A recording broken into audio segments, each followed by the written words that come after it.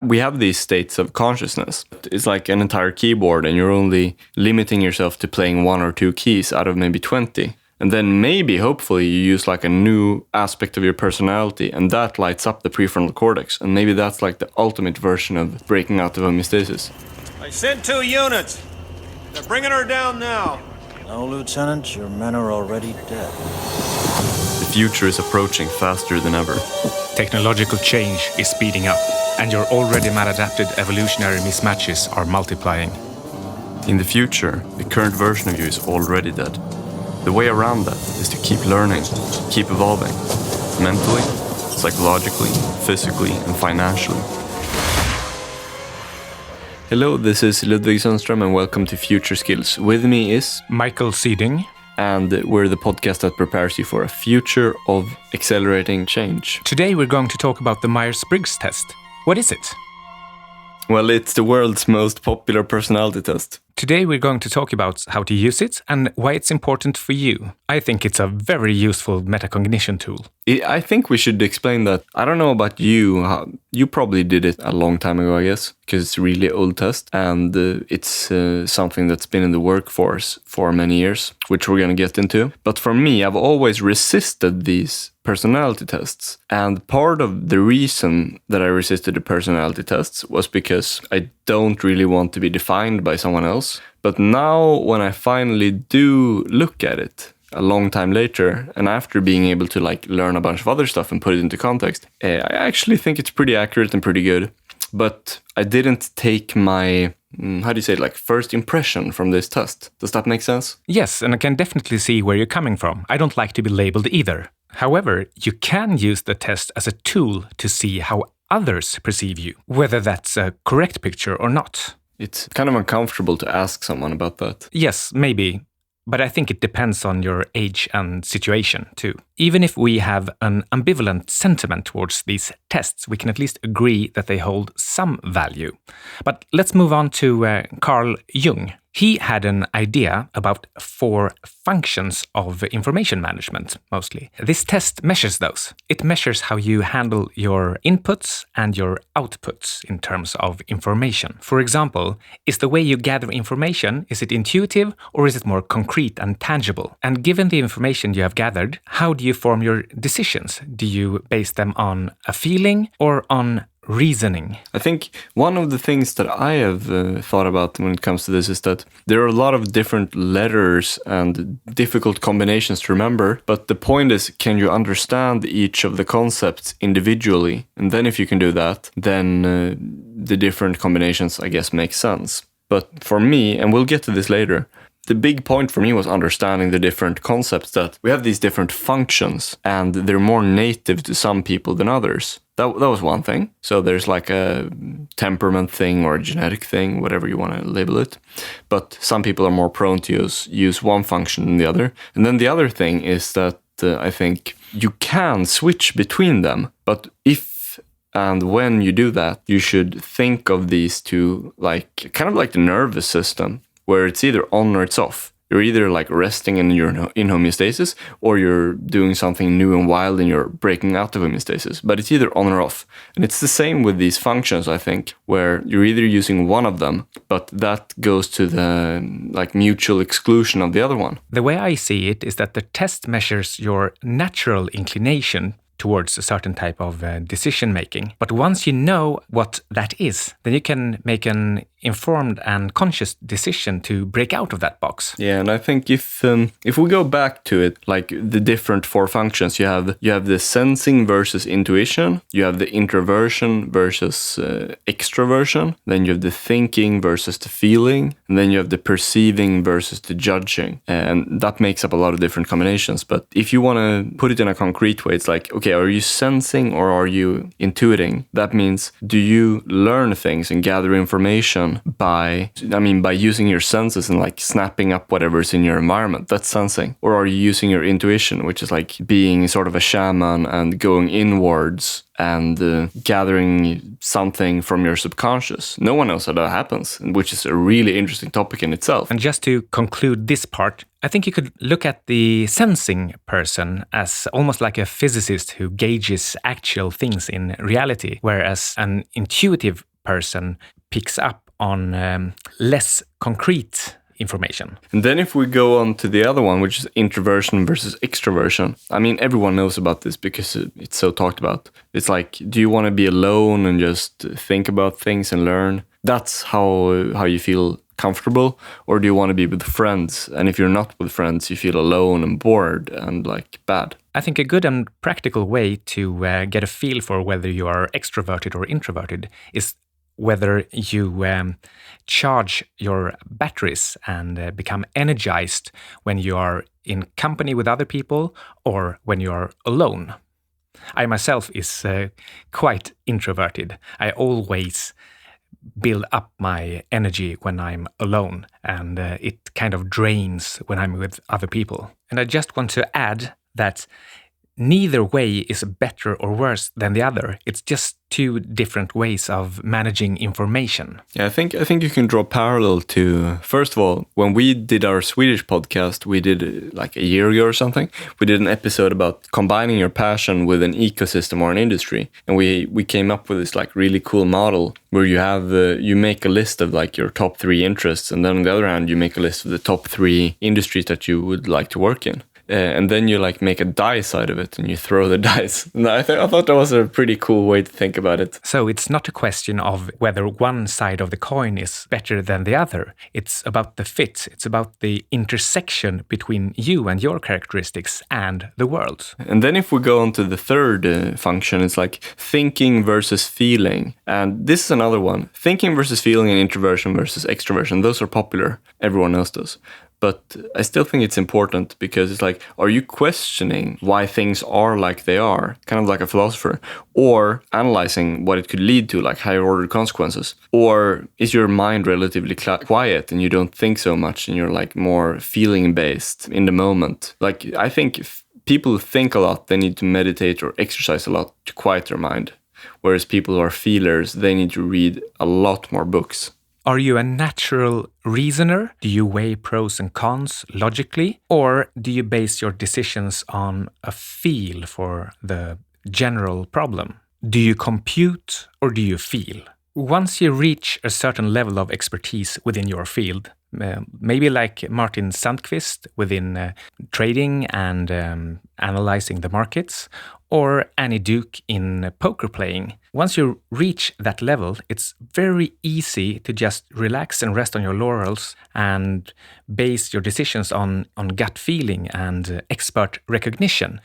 Those tools can be very useful, but they should be used carefully. They should only be used to filter out interesting avenues of investigation, but then those things must be investigated thoroughly, at least as thoroughly as anything else. And then if you go to number 4, are you perceiving or judging? And you can think about this like this. Are you open-minded and you're always like ready to take in new information? Or are you close-minded and you just want to affirm and strengthen what you know? And I think this is, in one way it's true, but at the same time it's the wrong terms to use. Like open-minded is associated with being positive, and it's like a good thing, which it is, but at the same time you have to be close-minded if you have a goal. And then if you're close-minded, you're a bigot, and it's not good to be a bigot. So, but at the same time you need to have some goals or you're not going to get anything done. So, yeah, you need both. I often find point number 4, or the last point on a list, to be pretty vague. And I think this is the case as well. Or maybe I'm just tired. But I think judging, having a judging character, that sounds really negative. And I think Annie Duke said so much as well in our interview with her. Just take the damn test. Or at least read up on the 16 personalities and what judging and perceiving actually means in this case. Because it's not at all as bad as it sounds. Again, neither side is better or worse. It's just two different aspects of this character trait. Yeah. So I think a question for you right now is, which of these 4 processes would you say that you're in right now, in this moment? in this particular moment, which is your dominant process? Are you sensing or are you intuiting? Are you introvert or extrovert? Are you thinking or are you feeling? Are you perceiving or are you judging? To start with, I see a fact here. I'm sensing a fact. That fact is that you have posed a question to me. It's not that I'm trying to feel a sentiment or an atmosphere here. I'm actually just picking up the fact that you asked a question of me. So I would say I'm very much a sensing type in this sense. So that's the input process. So onto my decision process, and I would definitely say that I'm thinking. Right now, I'm weighing pros and cons, and I'm trying to find a logical answer to the question you asked me. So I'm not really feeling or intuiting an answer to the question. I'm rather thinking about it in a logical way and trying to put forward as good an answer as possible. So that's a thinking process guiding my decision. Finally, I was more judging than perceiving. I was definitely fact-based. And I would say I'm almost manifesting the perfect example of my own personality type, INTJ or ISTJ. I've gotten both. I think this is like what you just did now. I think that's sort of kind of walkthrough. That's like a super good metacognitive exercise, where you're like using different parts of the mind and thinking different ways and viewing yourself from different frames of mind. At the next meta level, what I did is exactly what an INTJ person would do. So my personality type is manifested perfectly in my answer. The anomaly here is that I'm telling this to all our listeners. That's not really an introverted thing to do. However, we are pretty well shielded here in my little studio. Like we said, this is the most popular personality test in the world, and probably for a good reason. But at the same time, you can see sort of the same, not the same, but very similar kind of nuances and underlying concepts in other, both cultures and religions and also like books. And so I have a couple of these that I noticed. First of all, there's a book called The Outsider by Colin Wilson. And what he says in this book is that man strives for unification, so he wants to be one. And the way to do this is to use different aspects or nuances of your personality. And those are like the functions. So, okay, you have a dominant function. And then the way to become, quote unquote, a whole is to use the other one. And then what they call if you go back to what we were talking about, the Myers Briggs personality thing, then they call this, they actually talk about this in the book, and they call it developing your auxiliary process. We often talk about breaking out of homeostasis, breaking out of the box. And this is a similar concept that I really like. You have a dominant process and an auxiliary process. And what you need to do here is explore your auxiliary process. I think it's a useful exercise in itself in terms of breaking out of your ordinary patterns. But it can also be a valuable tool since you strengthen one of your weaker links. Yeah, I mean, it's not the way I see it is that it's not an exercise, it's like a lifelong practice.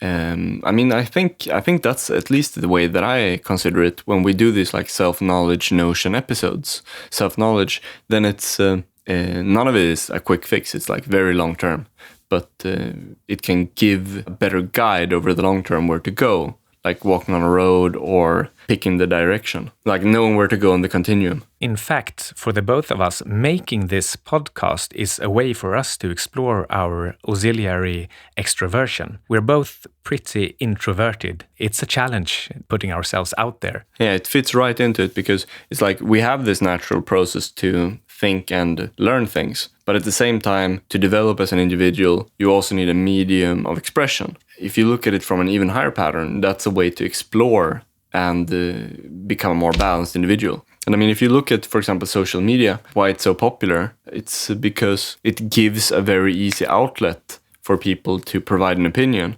And then if you go to Hinduism, you can draw really interesting parallels to, first of all, what we're talking about, developing your auxiliary process, but also how, these personality types. So they've found kind of the same thing in another culture, in India and those cultures. And you can draw parallels to what they have in Hinduism, which is karma yoga, the path of action, or jnana yoga, which is the path of knowledge, or bhakti yoga, which is the path of devotions.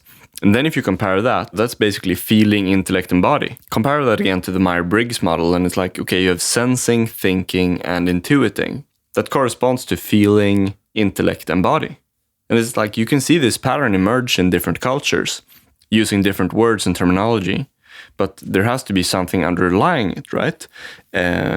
Only except you're maybe interpreting it different per culture because everyone, first of all, they're using different words, and then after other things, like there are other things involved, like using gods in Hinduism, whereas the Myers-Briggs model doesn't have any gods. But at the base of it, I think there's the same sort of observation that you've seen some sort of observable pattern of a reality.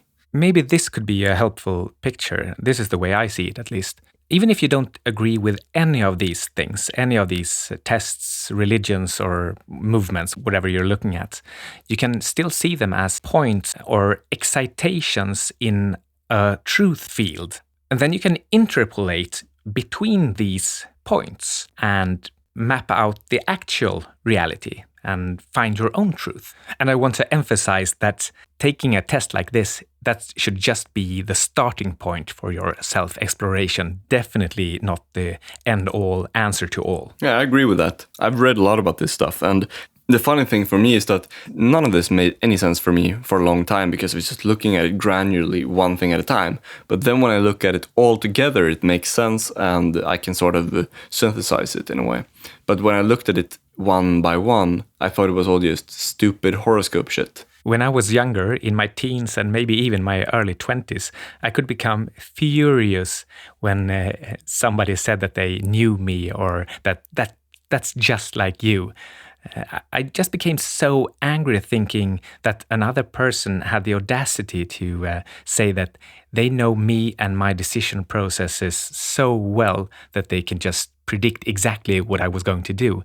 And I was thinking quietly to myself that you have no idea, not even I have any idea of who I am, so how dare you say that you have me mapped out? So if I thought that I couldn't know me and another person could definitely not know me, then imagine what I thought about a test, a simple test. How could that have any idea? But over the years, I've come to realize not only that other people may know more about me than I do. I mean, nowadays, we know that Google and Facebook knows ourselves better than we do. But I've also come to realize that these tests, they hold snippets of truths. They can mirror certain facets of my personality, and they can not least be starting points of investigation. I think that's the most important thing to remember about these tests. Yeah, I think the big lesson for me at least is gather the input as you go along and don't just look at one thing. Gather a big picture over a long period of time and compare it to your own experience also. And I think I can come up with another example, speaking of, the comparison with the model in different other cultures. I can come up with another one, which is, karma yoga in the Hinduism. That's like stoicism. You're focused on taking action. You're not focused on the results. You're not focused on whatever other people are doing. You're just trying to focus on what you can control. That's another, the same concept has sprung up in different cultures. And it's kind of different, but at the same time, at the root, it's sort of the same thing. Interesting. And in that context, just the other day, I was listening to a podcast about evolution. And the main message was that evolution doesn't care at all about perceiving actual reality. It only cares about the results. So the way, for example, our vision and our eyes treat incoming lights and radiation, that really doesn't have anything at all to do with what real reality is. But that doesn't matter. We have these states of consciousness, and then it's like you have this breadth of experience, but it's like an entire keyboard and you're only limiting yourself to playing 1 or 2 keys out of maybe 20. And then the rest of the time we're doing stuff that doesn't really use the prefrontal cortex, so we're habituated. And then we get stuck in a feedback loop, and then we become like a robot. And then maybe, hopefully, you use like a new aspect of your personality, and that lights up the prefrontal cortex. And maybe that's like the ultimate version of breaking out of homeostasis. Yes, great. Thank you, Ludvig, and thank you myself, and thanks to our audio guy Alexander Martin, who I'm sure have had absolute hell editing this podcast due to some production issues. I hope you take a walk while you're listening to this, and if you're not, then maybe we should spank you. Alternatively, if you're not into that billions activity, just leave a review on iTunes. We would really appreciate it. Yeah, that works too. Bye.